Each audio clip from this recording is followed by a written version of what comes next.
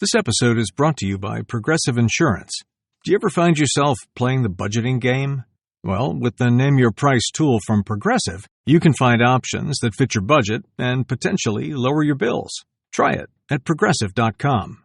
Progressive Casualty Insurance Company and Affiliates. Price and coverage match limited by state law. Not available in all states.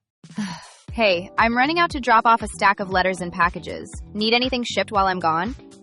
Save the gas. Stamps.com lets you print postage and schedule pickups right from your desk. Sync your contacts into the address book, get detailed accounting insights, and get notified the moment your certified mail is delivered. All from my desk? All from your desk. Join the 4 million businesses using Stamps.com right now with code PODCAST and get your free welcome gift. Stamps.com, code PODCAST. Taxes and fees apply. Yeah, so many people, I think, today struggle with this topic. They might have a picture of what they want or what they think they want out of life, but then they're just in the dark as far as how do they get there. And most people, I would say, just remain in the dark. They accept it and they do nothing. And this episode is really for the people who want to, find a flashlight and turn the lights on and maybe open up their eyes and find a way that they can make that dream or that possibility, reality. And when we're talking about vision and imagery, like we did last week, we're really talking about thinking of the possibilities and creating an understanding of that possibility in a way that touches all 5 of your senses. You've been thinking about it so much that you can taste it, you can smell it, you can touch it. You can almost reach out there and touch it. It just seems real. So before we really get into this, let's just say change is not easy, and there are going to be rough times and difficulties. That happens with any time that you're trying to change. There'll be times when you actually question your actions, and you're going to ask yourself, is this worth it? So, once you have that vision, and you know what that vision is, I think that the next most important thing is to know why you want to make that change. I always think back about when I quit smoking cigarettes. Now, this is, it's actually over 18 years ago now when I gave up smoking cigarettes. And the reason I know that is because it was like right before I met my wife. And I remember back when I decided to quit, I knew exactly why I wanted to quit. I hated the way I smelled like cigarette smoke. I hated being physically addicted to it. I felt that need, and it felt like it had control over me. And I knew that, it was hurting my health. So just that alone, anytime I had an urge to start back up, which, I did for many, many years, actually, after I quit, knowing why I quit gave me the strength I needed to never take that up again. You mentioned smoking, and it's a form of bondage. Anything that you have a addiction to, it weighs on you. And I was just thinking of a quote that Aaron, that was on here a couple of episodes ago, talked about discipline equals freedom. And I thought that was such a powerful quote. It's true. If you discipline yourself to control what you do or, eliminate a habit, it does give you freedom. It drops the chains of bondage off you. Yeah. And, you ask why do I need to be disciplined?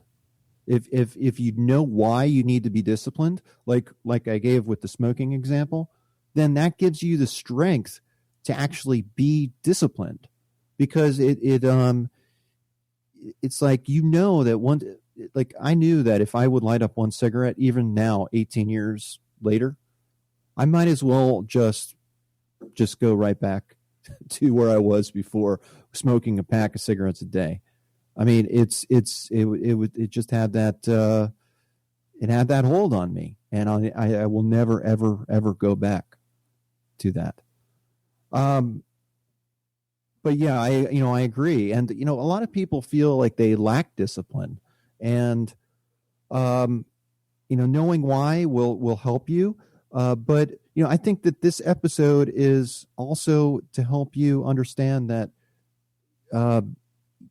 you need to be honest with yourself about the vision that you create and about the possibilities that you're seeking to make real. Being honest with yourself, including all of your senses and validating those senses and validating your emotions, asking yourself why you feel a certain way, why you feel this is so important. That's really going to help you through those rough and difficult times, because discipline is not something that everyone, I think, is really born with. It takes time to develop, and it's difficult. And it's okay if you don't get it right away. If you fall down, you stand back up. We're big advocates of taking small steps. So if you're trying to make any kind of change, rather than jumping in, and getting disappointed when the first time you fail, just try something small. If you can change something small, then you try something a little bit bigger next time. So don't get discouraged. Keep at it. Yeah, some people get so fearful about change that it paralyzes them, and they just stay in one place. They're afraid to make a mistake. But every time we try and we fail, we learn something. There's benefit from that. And as long as you keep trying and keep trying to move forward towards that goal, you will eventually make it. It might take you a long time, but again, you need to know why, and you need to keep going on. You are going to fail, and that's okay. And you need to accept that will happen, and that as long as you learn from those mistakes, then you've reached, you're moving forward. Okay. So what are the steps, John, that you would say to reaching your goal that you visualized last week? Okay.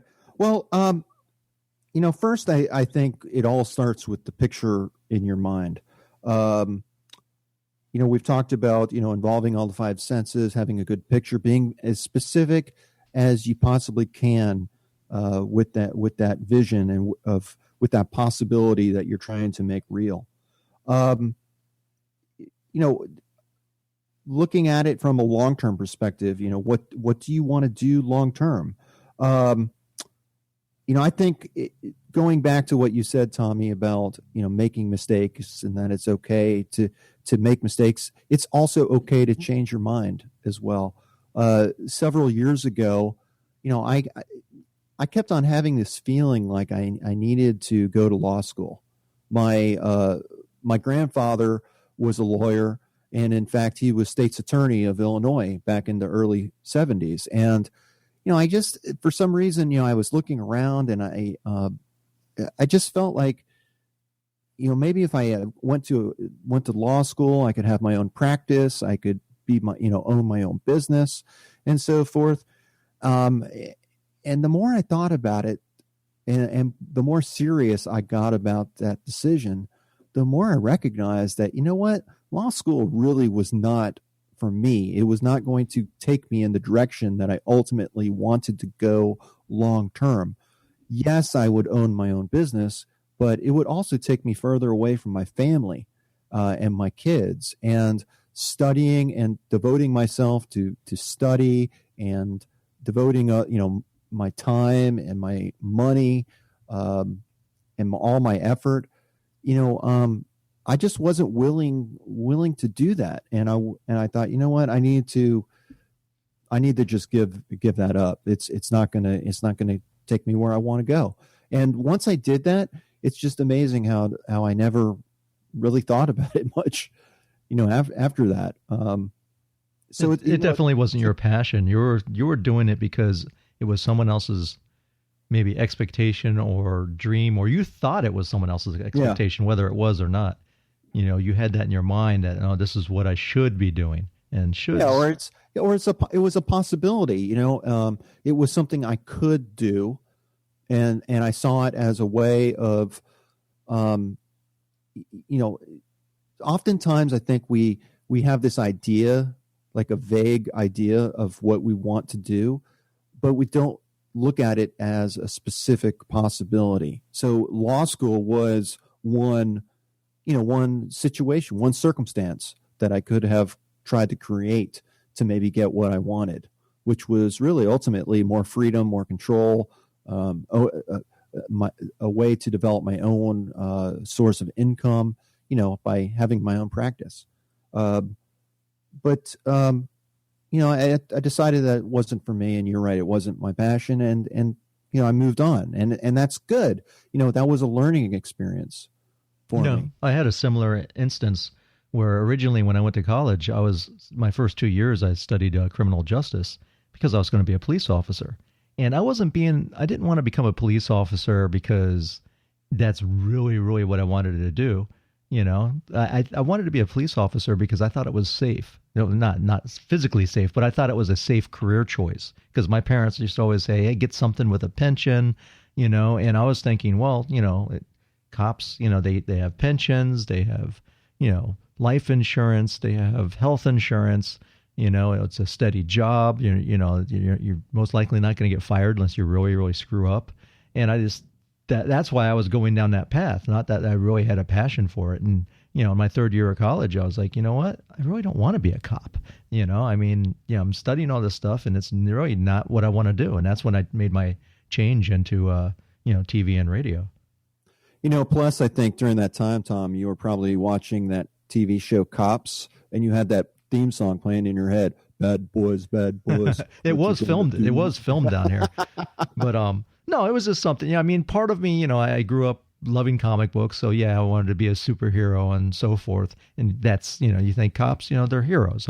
Hot cops, firemen, there's people that do those kind of jobs. And I was in the military, which was my, foray into that a similar career vocation at one time. But in the end, it was not where my passion was. So I decided to follow my passion. And that's the same thing. When I went to military, I really, I had a cool job. I worked on an airplane that was, basically a presidential aircraft, but it was not what I wanted to do. And that's why I went back to radio where I had my roots. Yeah. So the next, after you have that picture in your mind and you decide really what you want to do specifically, then we already talked about why you have that picture in your head and so forth. But next is, when do you want it? Now is not always good. Everyone seems to be looking for instant gratification, and they want it here and they want it now. And I don't think that now is always good. I think it's okay to delay gratification for the right reasons. I'll give you an example. Back when I was single, I had this 1978 Corvette, and I loved that car.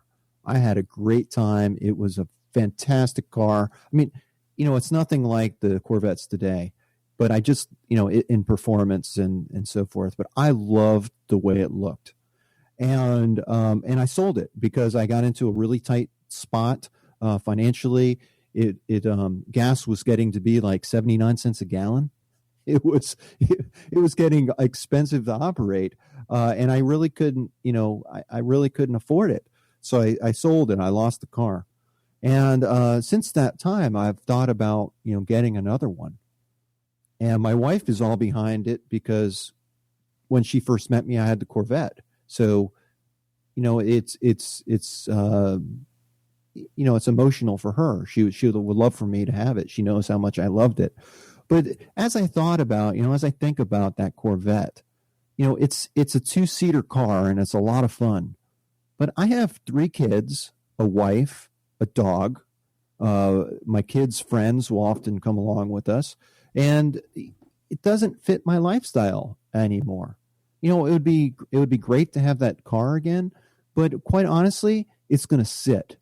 And any vehicle that sits is just going to degrade, and it's going to deteriorate if you don't use it.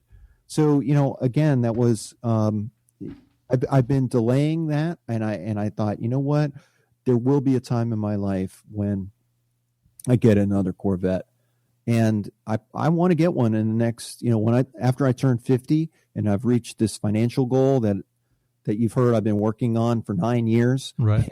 I'm right towards the end now.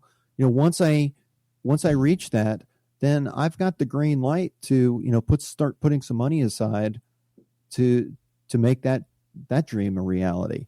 It wasn't the time for it before, but now my kids are getting older.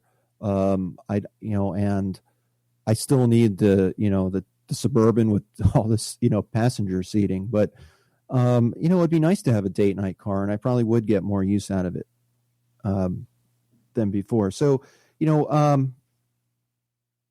I think that we don't need everything right here, right now.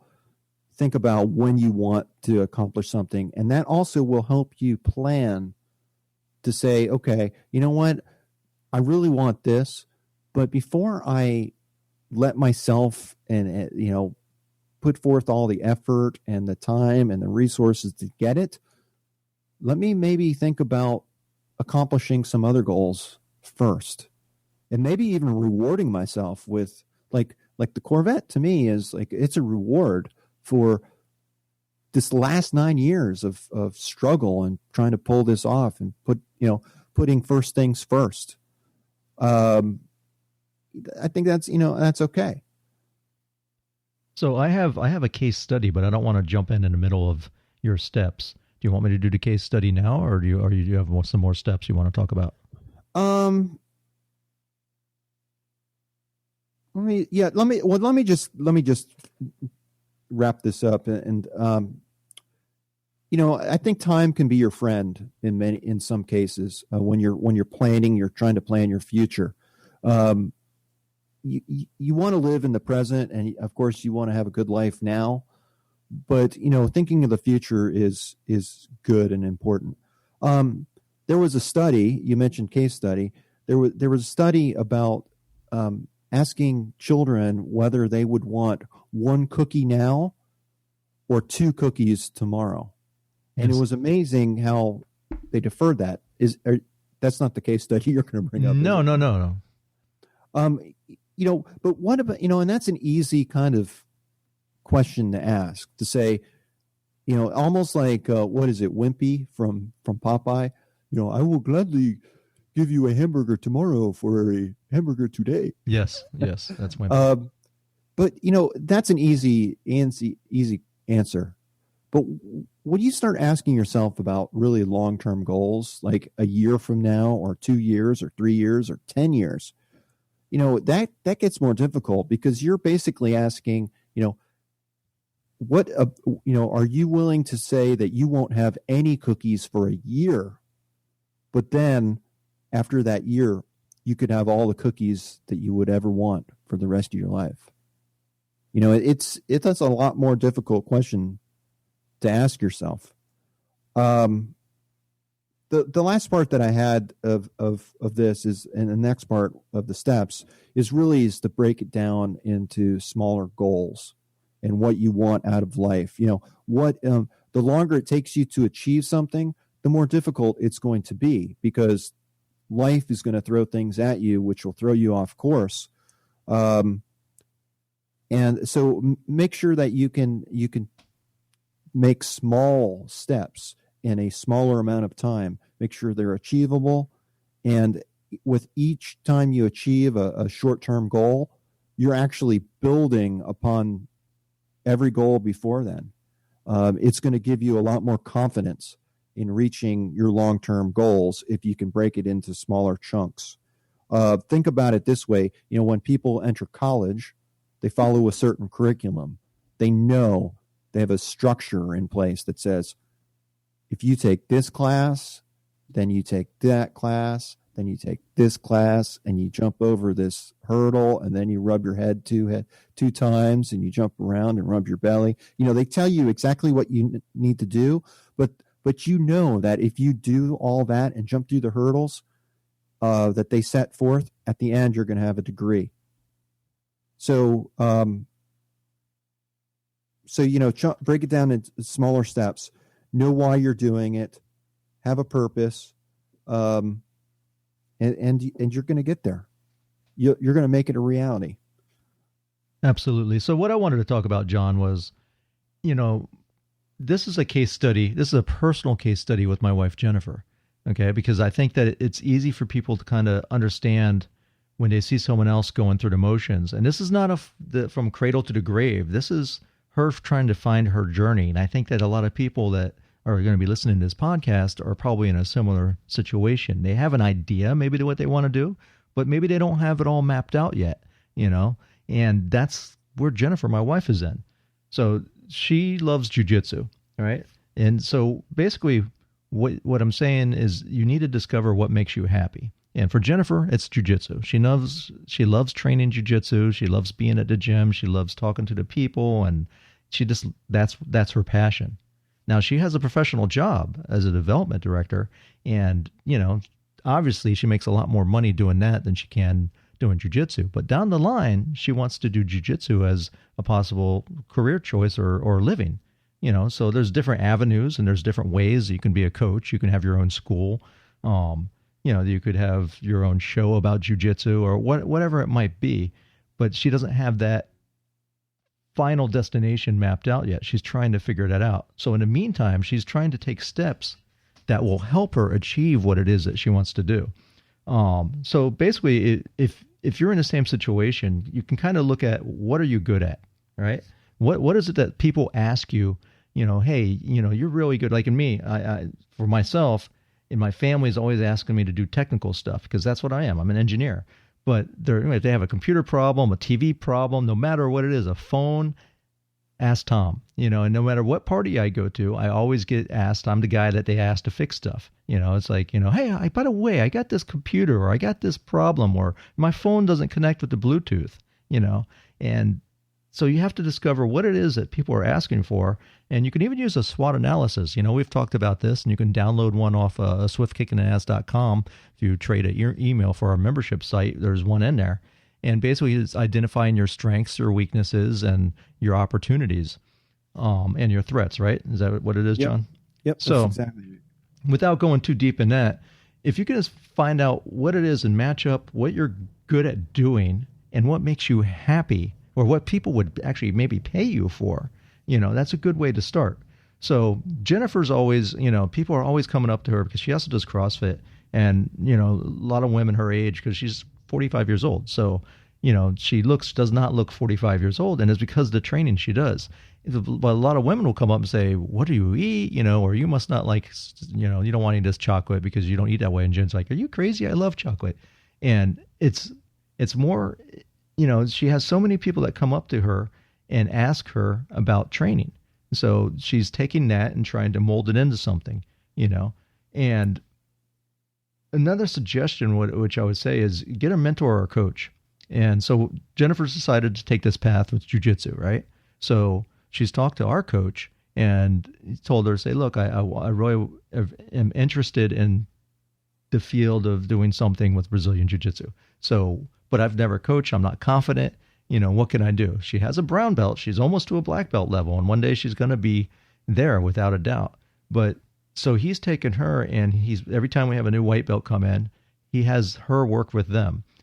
He's out of class out of the country this week in Puerto Rico. So Jen's going to be covering some of the classes. So it gives her an opportunity with small steps to start feeling comfortable and doing what it is that she loves and get her feet wet and decides if she really even wants to do that, right? So if you have a mentor or coach that can kind of guide you along the way, it's a great idea. Another thing that I've noticed she's been doing is leveraging connections. And down here in South Florida, we have a lot of women are starting to get in the field of in jiu-jitsu, right? And this hasn't been predominantly it's a male-dominated sport. But here in South Florida, a lot more women are starting to join, and they're starting to get levels and, getting higher belt ranks. And so there's more of them at competitions now. So what they do is they hold these things called open mats, where basically it's the girls from every different school all meet up together, because typically a school doesn't have very many females in it. So, like in our school, we have maybe like 4, and that's Jen and Logan, and then, a couple other girls. And it's not enough. They need the camaraderie. So she's been going to these open mats and leveraging her connections with other women and, other female black belts that will help her in her journey. So that's the best thing, is leverage connections. Think about who do you know that could help you along your journey. All right. Tom, I hate, I'm not interrupting. Hopefully, No, I want to add to what you said. You just talked about leveraging her connections, Mm-hmm. but really she's leveraging something means that you're using something to gain a desired effect. So, she's actually leveraging, her love of jujitsu to create something that she really loves to do, and create a lifestyle around that. That in and of itself is leverage. What the one leverage point that most people have is, and they don't really fully take advantage of the leverage, is their job. Most people need to work for a living. They have a steady income coming in. That is leverage. You can use that to your advantage to gain financial leverage if you choose to create a plan of attack and how you're using that paycheck, and you can use that to create a life that you want. But yes, tangible and intangible leverage, your knowledge, your experience. A lot of you might be asking, asking yourself what you're good at. And maybe some of you are even thinking, I'm not good at anything. And I have to give you a swift kick in the ass about that, because everyone is good at something. And you don't have to be perfect. You just have to be better than someone else that is a little bit further along or behind you in the journey. So if you can help someone else out, to them, you're an expert. And sometimes there's a divide. If you're a real expert, sometimes it's so overwhelming and it just feels so out of reach that it's much better to take advice from someone that's closer, just a few steps ahead of you. It feels like, oh yeah, now I understand. I see how he's doing it, and I think I can attain that. And then when you get to that one level, then you can go up another level. So another thing, John, that she does is she basically reviews how she's doing. And, anyone can do this and evaluate, whether you're reaching your goals or not. And she'll do it. Also, she'll bring her phone, her iPhone, and she'll video the techniques and write down notes, so she kind of internalizes it. And she's also building up almost like a repository for the future. So when she's an instructor, she has things to go back. And even though she knows the moves, sometimes when you it's like making a lesson plan. It's go, okay, what are we going to focus on this week? She can look back at her notes and go, oh, look, when I was a purple belt, this technique really helped me, overcome some difficulties that I was having. So I think that's a really good thing, is just to review how you're doing, and, also get feedback, have someone that holds you accountable, and, to make sure that you're kind of staying along your track. Like I have John's always busting my ass about, different things, or do I have certain things up on the web, or, do we have a product together, or whatever it might be for our specific goals. John's there for me. And you're there for me as well. We talk a lot about goals on this show, and a lot of time we say how important it is to be measurable. And if you think about it, what you just said with Jen, videotaping her moves, that is actually something that is measurable. And what I mean by that, and why I say that, is because she can compare. When she looks, she's creating a baseline. She's creating something she can compare to. And that's really what we mean by measurement. It's not only how far you've come, but also to understand where you are. And by videotaping yourself, you're creating a video record of where you are. And you could, like you said, Tom, she can assess her movements. She could tell what she's doing right and what she's doing wrong. Exactly. So that's really good. I think a lot of us get scared by measurement when we hear measurement, and it makes us think of math, and a lot of people's eyes just kind of glaze over. But well, when you think about it, any great sports team, like football, for example, I mean, they're always reviewing film and footage of what their plays, and they're describing what they did good and what they did wrong and how they can improve it. They're looking at their opponents to see what the weaknesses are. So it's self-evaluation is huge, man. You have to do it. This is something I had written down, but I think it ties really nicely to what you're saying. And that's, you can make a game out of just about anything. And, what is a game? It's, a lot of people think of games are just a waste of time. They're to amuse you or to maybe help pass the time. It doesn't, it's a diversion. It doesn't, it doesn't give anything back to you. But there's been plenty of studies now that even say that video games can help you learn life skills, because the skills that you're using in the game can be applied in real life situations. So, competitive activity that involves some type of skill, chance, or endurance is considered to be a game. And, that includes contests, competition, any type of challenge that involves rules, and results are determined by, skill, strength, or chance. That is a game. When I was trying to get out of this financial hole, I made a game out of getting the things that I felt like I needed. Like I needed a new mattress, or I needed these material things, not so much to make me happy, but just to make life a little bit more bearable. I mean, when you sleep on, anyone that sleeps on a lumpy mattress will know and say, yes, yeah, that's something you need. But, I didn't have any money. So I made it a game. I wrote down what I thought I needed, like a mattress, and I attached a price to it. And then I tried to figure out, through doing research and looking at sales and doing all this, trying to find out how I could beat that price, how I could meet my needs with the money that I had available. And just about every time I beat my own price by about half. It never costed me exactly what I thought it was going to cost me. It was always much, much less.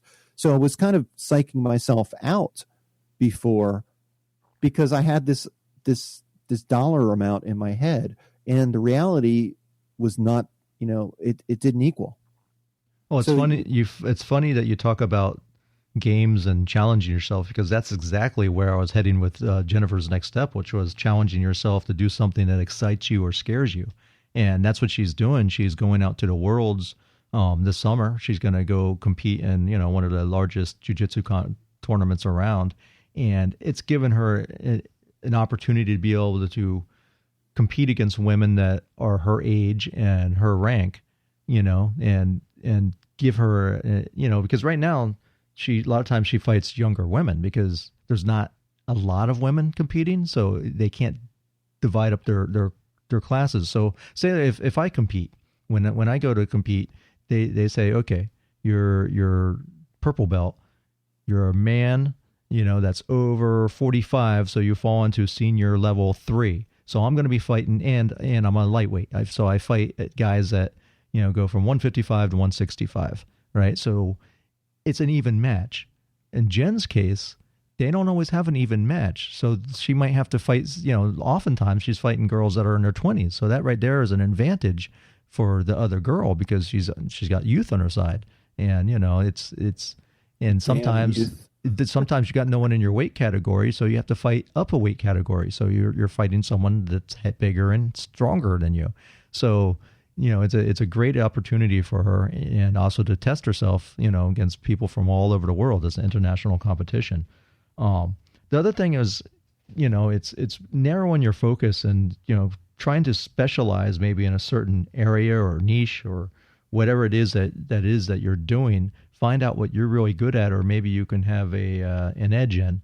And one of the things I've recommended to Jen, and she's doing it, she's going to see JB Glossinger at the Awaken Your Life Summit, which we went to the Life Design Summit a couple of months ago, me and John, and I thought it was great. And I just think in her place where she's knows what she kind of wants to do, but is not 100%, doesn't have a clear vision, I think having someone guide you like JB and having all those other people in the conference that you can feedback, you can learn what they're doing, I think that will really help her. So seek advice, go to, different events in whatever field it is that you do. Get out there and find out what other people are doing and study them. Study and see, if you find someone that's doing what you want to do and learn how they did it and talk to them. Try to, most people are approachable even by email. God, podcasters have people guest on all the time and they don't know them. They just reach out and say, hey, would you like to be on my show? Well, the same thing. You could just, it's flatter. You get flattered almost. You get an email from someone, say, hey, could I have a couple moments of your time? I'm really interested in what you do. And, I would like to do that. Could you give me some tips? Yeah. Thinking, I think that's a great suggestion. And I think a lot of people these days, myself included, there's so many different opportunities out there. It's like going to a restaurant that has, 300 things on the menu to choose from to eat. It's difficult to make a choice. It is. on what you want to eat. People have a much easier time with a smaller menu selection. So, apply that to your own life and just recognize that, it's okay to study the menu to narrow down your options, and recognize that, the vision that you have in your head, that's just one possibility.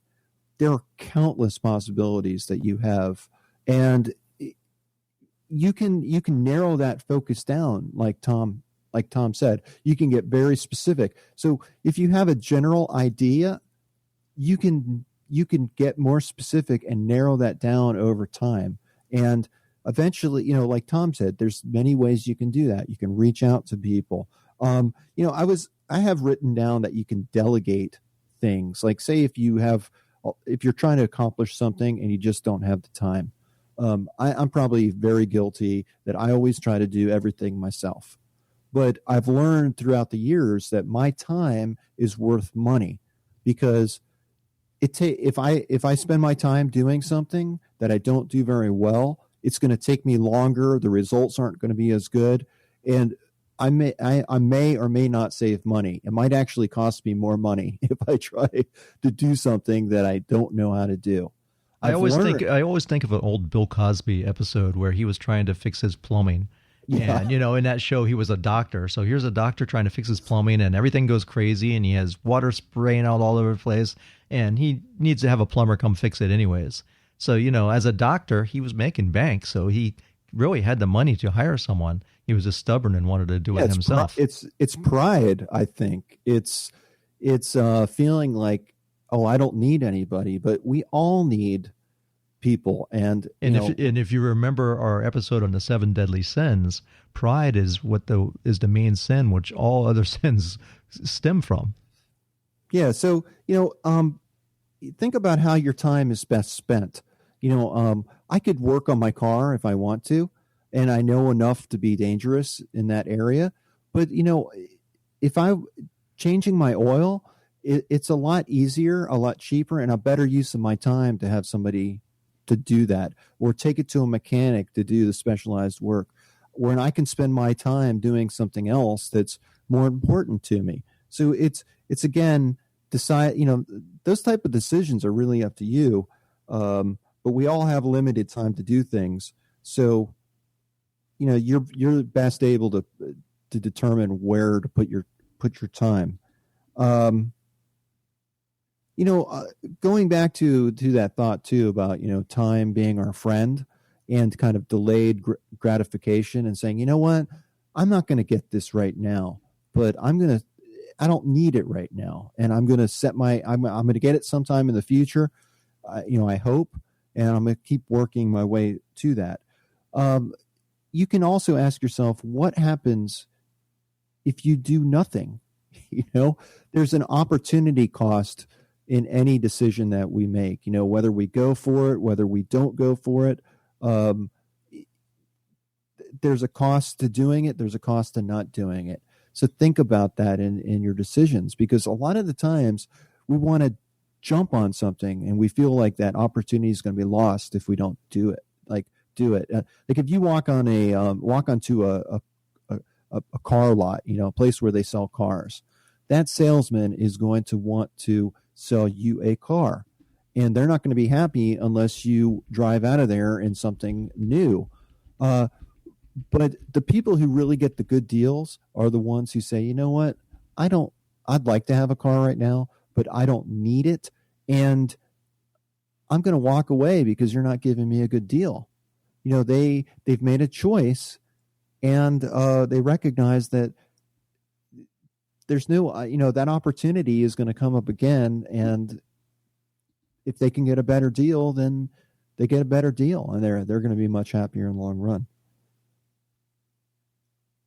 So you think that about wraps it up, John? You have any last words? Yeah, of course I have last words. That's final thoughts, closing paragraphs. I always have something to say, it seems like. Tom already discussed about accountability, and accountability is the best way to understand that is, who can you not afford to tell them that you failed? Who can you not afford to let down? Those are the people that are going to hold you accountable in the most effective way. Tom and I keep ourselves accountable because when we set our minds to something like a certain goal, we hold each other to that. We keep our word to each other. We call each other slacker and loser, and no, just kidding. Yeah, much worse things. But Tom's a great accountability partner for me because I don't want to let him down, and he doesn't want to let me down either. So that keeps us moving forward. Another aspect of this in creating a plan is the use of creativity. And when you're trying to create change in your life, you need to think critically about what you're trying to accomplish, and you need to get use your imagination in a lot of ways. We talk about vision being one possibility. It's not reality, it's your imagination. But imagination without action is not creativity. Creativity requires you to take action, and to be a creative problem solver means that you're reacting to a problem. You have a problem, you've identified it, and you need to take some type of action to solve that problem. You also, when you talk about creativity, what comes to mind too is intention sometimes. Not everything has to be a specific goal. I mean, that does move you forward, but sometimes you can have intention basically means what you're feeling in the present moment. So Jen knows that she wants to do something in jiu-jitsu. She's always thinking about it. It's always on her mind. And even sometimes if you don't have a specific thing, you can open your mind so you can get ideas and receive thoughts and inspiration. So it's a constant process. You might not always know the destination, but it's that journey. It's like Bruce Lee when he used to and Enter the Dragon. He's a Buddhist monk or Shaolin monk, and he's teaching his student, and he has his finger and he's like pointing at the moon, and the kid's like, he's talking about don't look at the finger, look at the moon, and because the kid is sitting there thinking that the finger is the way, but it's not. The moon is the way, and it's the journey there that is so important. Yeah, I would say, Tom, that intention is another way of thinking about goals. I mean, I think intention can be a goal. That's again what you intend to do. I think that could be just as powerful. I mean, I think in some ways those could be goals. Yeah, it's like your inner relationships with yourself and others. So when you have an intention, it's kind of like your purpose, but it's doesn't have to be in the future. It's now. It's present. Yeah, problem solving. If you're trying to solve a problem, you're actually reacting to something that has happened. So that's actually a problem is in the past. So what we're trying to do here is really work together with, things from the past, the present, and the future, and trying to tie them all together and use them as leverage to our advantage to create something that we don't currently have right now. Right. And I think the best way for me to describe intention is, say, John, you do set a goal and you fall short of that goal or you don't reach it. You still have the intention to get to that desired result, so you might have to cut back on that goal or make it more specific and attainable in order to reach it. So intention doesn't matter if you win or lose, is the intention, the belief in yourself of what you want to do. Yep, that's true. So, as we said, for wrapping up, think about if you're trying to create, take your vision and create reality from the vision. Look at what actions are needed to get you there. Be very specific. Think about why those actions are needed, and do they bring you closer to your goal or perhaps farther away? Only you can answer these questions. When do you need to take the actions? And what is there? If you have multiple actions, what's the sequence of those actions? Which one comes first, which comes second, and so on. And last of all, think about who can help you along that journey. Like Tom mentioned about having a mentor, or reading. I mean, you can read about someone's life, and that could act as a mentor relationship by learning about what that person did. Hey, YouTube. Now everyone always looks up everything on YouTube, right? You can learn anything on YouTube, whether it's right or wrong. You have to have a filter to judge whether it's good or bad and do some research. But right. Yeah, we have so much knowledge at our fingertips now. It's amazing. You can learn anything. I remember running around to libraries trying to learn about stuff, and even martial arts when I would check out these books and they're like from the 50s, and I'd be like, oh yeah, this is great, but there was no current information. Now you got everything. You can learn from the masters directly, and that's great no matter what it is, guitar playing or fixing your car or, being like Bill Cosby and trying to fix your plumbing. Well, on that note, we recognize if we're trying to fix something, we might be springing a leak, just like Bill Cosby and his plumbing comedy. Right. All right. Well, next time. I'm Tom Stewart, and I thank you for listening. Please check out swiftkickinass.com. Sign up for access to our membership site, and you'll get a lot of cool tools in there, like John's simple spinning tool, a SWOT analysis. Plus, we got courses and videos and all kinds of cool things that are constantly being dumped in there that will help you reach your goals. Yep. Thanks you for listening. Peace.